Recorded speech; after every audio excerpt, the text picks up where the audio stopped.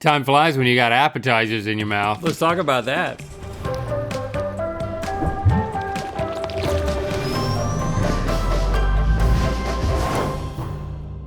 Good mythical morning. Appetizers are arguably the most essential aspect of a successful party. Hey. If you can't entertain your guests straight out of the gate with some fabulous finger foods, then you're flirting with failure. A lot of F's there, a lot of F's. This has been flirting with a failure. party fact since the dawn of party time. So today we pay homage to some of the most iconic apps in history by guessing when they were first created. It's time for Stuff and Shuff, Party Appetizer Edition. Welcome to the Stuff and Shuff Zone. Oh, new title. Yeah, new year, new title, man. Because they're gonna stuff our faces and shuff the pucks. Yes. Nothing else has changed really. As always, we're gonna guess when we think the food in question was invented by shuffing our pucks to the corresponding decade on the board. The winner will get to post a thirst trap appetizer on the Mythical Instagram. All right, let's see what our first appetizer is. Voila.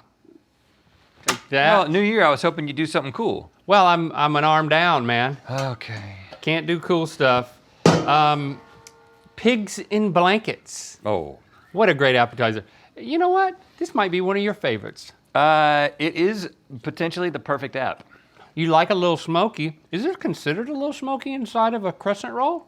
Or is it something different? I believe it is a little smoky. But I don't know if Little Smokies came first and then they decided to wrap them, or if they just started calling little sausages Little Smokies later, but that's not what's at play here. I get to go first. Man. Because good. I won last time. It's good and it's good for you. All right, so I'm healing up pretty well. They're telling me just to like keep it stabilized. Don't gesture with that hand. Don't even gesture. I can gesture, but I can't move the shoulder. You said there was nothing else different, Link. I kind of feel, just on behalf of the art team, I want to say, Yeah, you're right. this whole new board is new. It's got a gradient, a sunshiny gradient. This is new wood, new year, new wood. And I'm using a new arm. I'm going all left-handed. Oh, and you better believe it, I am. You don't even have to ask me. If I'm anything, I'm fair. Let's see, so we have anywhere from 1910 to 1990. We're in the 20th century. A crescent roll, I think, dictates the invention of this. Little Smoky's been around forever. Crescent rolls seems like a newfangled thing. It could be 80s for crescent rolls, which would push this to later 80s. Okay. I'm gonna go with 80s, because I think it was a proper crescent roll that had to be invented first. I understand your logic, but I don't know how you're gonna do with the left hand, and I don't know how I'm gonna do either. I'm just gonna, before it's more with the arms, now it's gonna be more with The full body? the legs, Yeah. like the step and push. Lift with your legs. 1980. Ho ho ho, geese. I mean, one of the things I noticed, and I know that we do this all the time, and it's technically a violation of official shuffleboard rules, but like, you were still in contact with the puck when you were like out here. I believe that's a fault, but we don't play by those rules. Well, you know what? There are no rules with this game. No, there's a whole scroll full of rules, actually. And we don't constantly invent new ones. Do archaeologists figure this stuff out? Is Yeah. that where we get our information? Yeah, they're digging up Little Smokies Like they from find the like 80s. a house from the 50s, and it's been covered in sediments, and they dig it up and bring in the pork art. Archaeologists don't really. Archaeologists. Parkeologists. Archaeologists That's a don't joke have a lot somewhere. to do with these years. Yeah. Link, I actually think you're on the right answer, and it's not the answer that you think it is. I don't think it's the 80s, because I had pigs in blankets in the 80s, and as we've established many times on the show, if you had something in Bowie's Creek in the 80s, it was not invented there, it came from somewhere else. You can be wrong. Go ahead. So I'm gonna say it's probably the 60s, but it might be the 50s, which is why I'm scared, because that's where you're at. So technically what I need to do is I need to, with my left hand, get past you on this side, be in the 50s, but be closer to every other answer. I'm not confident.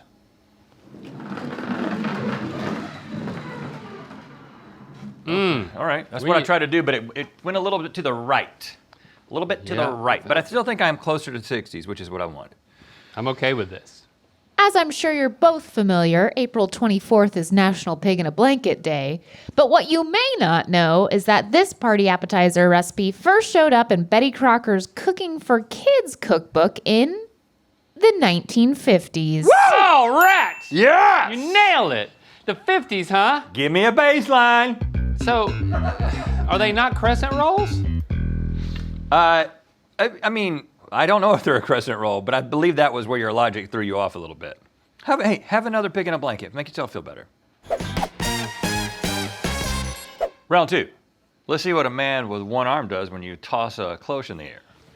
Ha! Catch it, man. I've been practicing with this left hand forever, dude. Like weeks. That was pretty impressive. I'm becoming polydextrous.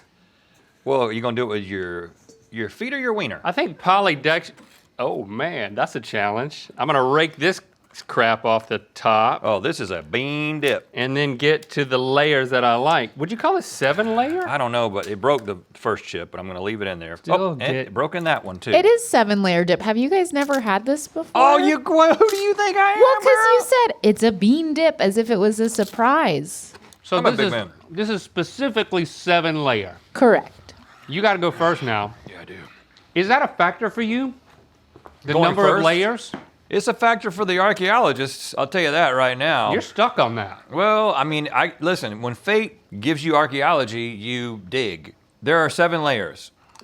I don't think they did anything in 7s before the 50s. You don't think 7s made their way into food until I don't the 60s? think anyone put 7 things together until 20 years after the Second World War. A lot of things happened in society after the Second World War, Link. It was a time of bounty, endless bounty. Decadence. Decadence.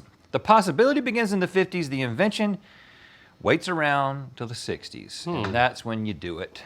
The 60s. 60s, yeah, psychedelics, man. Putting 7 layers in a pan like this is something you have to be just tripping your balls off to come up with. Whoa! 1960. Stop Go, go, go, go, go, go, go, go, go, go, go, go, go, go. All right. Is this new board a little rough? It's just, you know. It's a little rough around the edge? It catches you a little bit And in the more. mid? Catches you a little bit more. Let the door wide open. See, Betty Crocker's wrapping pigs in blankets in the 50s. You honestly think that a 7-layer dip wasn't invented before that? Give me a break. What about the war, man? I think they were doing 3 layers max before the Second World War. Maybe the French, but the French wouldn't put these ingredients together. All I gotta do is get by you. What's your guess, though? My guess is 1940. Okay, all right. So I've got to go past you and hope it's not 1930. Bouncing it off the back. Didn't mean to do that. Well, I'm closer to 1960, which was my answer, so I feel okay. And I'm closer to my answer. 7-layer dip originated in France. Oh, no! Just kidding. I'm about to say Stevie. In Texas. Yeah, it did. During the rise of Tex-Mex popularity in one particular decade, the recipe was first widely shared in Family Circle magazine in 1981. What? And you're right on it, you lucky dog. 81? Wow. I have like a vivid memory of the first time I had 7-layer dip and my mom served it and it was like a revelation, which would have been like 10 years after its invention. So Wow, you got in early. yeah. Let me try to catch it with my unpracticed left hand. Yeah. Woohoo! I made it easy for you. Good news, Rhett. It's time for crab cakes. I think crab cakes are one of my favorite appetizers. Whenever I see these on the menu, Oh, you got to get them. I just really have to get them. Do you get them and just pick them up like this? No. That's so silly. I use a fork. You still have to go first. I need some sort of advantage to get back in this. Maybe I should play with my left hand more often. Play with your left hand. Crab cakes. Okay. Let me see you play with your left hand right now. Just do it. That was a few things I could do with my left hand. Not as fun as I Two thought. things have to exist. to make a crab cake. Link, do you know what they are? Crabs and cakes. That's it. Both of those have been around for quite some time. You're on the right track, Russ. I think crabs were invented in France in the 1600s. I'm entertaining myself, apparently. Crab cakes. Pretty early. I'm going to say the pinnacle of this pinnacle, 1930. There were lean times. Lean times during the Depression. No alcohol, but they had crab cakes. You better believe it.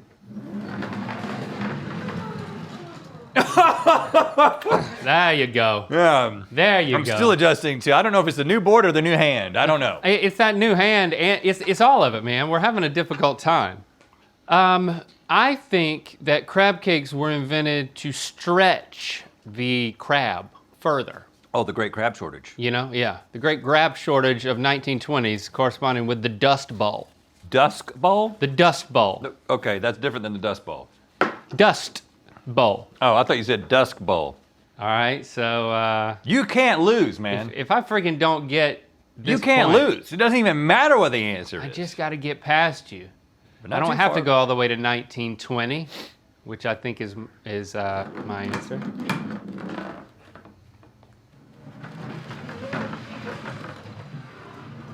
Okay, I'll take that. I'll take the point. I need one badly, Stevie, so give it to me and tell us the answer. Crab cakes were originally invented by a man named Crosby Gage, who was looking for new, innovative ways to use crab meat to create family-friendly meals. The invention of this beloved New England staple and party favorite happened in the 1930s. Dang it, man. I was right, but You were I was right. wrong. You jerk. I don't like it when you're right, even when you're wrong. Yeah. I will take the point, Okay. gladly. What do you got there, Link? Look at that. Our very own freaking jigsaw puzzle. 500 pieces. It's amazing. It is amazing. Yes. The art on this thing is so much fun. It's so You detailed. search for all the mythical details. You find little mythical crew members, including us, mythical moments. You know, you want a puzzle, get it at mythical.com. It's awesome. This is just the box, by the way. Yeah, that's just And the there's no box. puzzle in it because we've already made it. Oh, yeah, we've made it multiple times. We've made it. Oh, my goodness. This Red. is my favorite food. This ties with beans. Your left eye is tearing up. Oh, yeah. You dropping a little tear? Yeah. I'm a, So, a my cheese mama knows ball. how to please with cheese. Okay. Yeah. She does. I mean, she knows when I'm coming home for the holidays, one thing will make the rest her happy. So she makes this. 'Cause Oh, you yeah. can buy one of these. Don't tell her that. Sharp cheddar. What else is in this? There's usually cream cheese, and if you do it right, there's blue cheese in there to give it a little tang. And then it's coated in Nuts. pecans in this instance. Man, that makes me think. I need to get a little cheese ball every day. A little cheese ball every day. I should carry a little cheese ball on a chain. Boy, there's a lot of good answers on the board. Could be as early as the 40s. Could be as early as the 20s. 60s seems too late. 40s. Did you mean to do the bounce? No, I 'Cause- didn't. I did not mean to do that, but maybe it's the 20s. Maybe I'll get lucky. I don't think it's the 20s. I mean, it seems like such an old school party app. It could be all the way into the 1910s. I'm gonna nestle you all the way into the 70 corner. I could kind of bounce you out. Whatever. That seems like a bad idea. Do what you want. 70s is way too late. I think this is the 20s. Okay. I'm gonna smoosh you into the corner. Risky. Oh. Well, That's okay. you're I've got everything except 70s, right? I think you're actually technically closer to 40s as well, unfortunately, which is the answer I believed in. The cheese ball appetizer we know today first showed up in a Minnesota housewives cookbook called Food of My Friends. Women throwing modest parties during wartime loved to include a cheese ball beginning in 1944. Yep. Look at you with your right answers. Yeah, but it's not helping me very much. Because, I mean, we don't need to measure that. You're closer to it. I will take it. What do we have here? That was cool, man. We have a shrimp cocktail. Look at that. You dip it in the cocktail sauce. Okay, Link. I'm a sucker for shrimp. I don't know what it is about shrimp and crab, but I'm a sucker for ordering them. We're tied up. You've come back, but because I don't even need to scroll for this. I remember it. If we're tied, the person who won last time has to go second because the person who goes first gets a slight advantage, which would be me because I did not win last time. Yep, because in going second, my disadvantage is I can't touch you. Exactly. No bumping. 30, 50, and 80 are all taken. Now 40 is taken. This feels like a boundary pushing dish. Shrimp? Cocktail? Do you know what I'm saying? No. It's like, maybe we can just put sauce in this glass and put shrimp on it and call it a cocktail. That feels like a time in which we're pushing cultural boundaries. We're really reevaluating what we stand for. I just love the fact that you basically pull all this out of your butt. And then you end up being right. Yeah, Link, you've been my best friend for quite some time. We're going to be best friends all the way to the 23rd century together. Just start learning now. To not believe anything you say, but go with your decisions anyway. My reasoning leads me to the 60s. But I'll tell you right now, if you told me it was 1910, I'd be like, well, some way that makes sense. 70s feels too late. 90s is way too late, obviously. 40s is taken. 20s might not be a bad answer, but I'm going for 60s, and I'm sticking to it.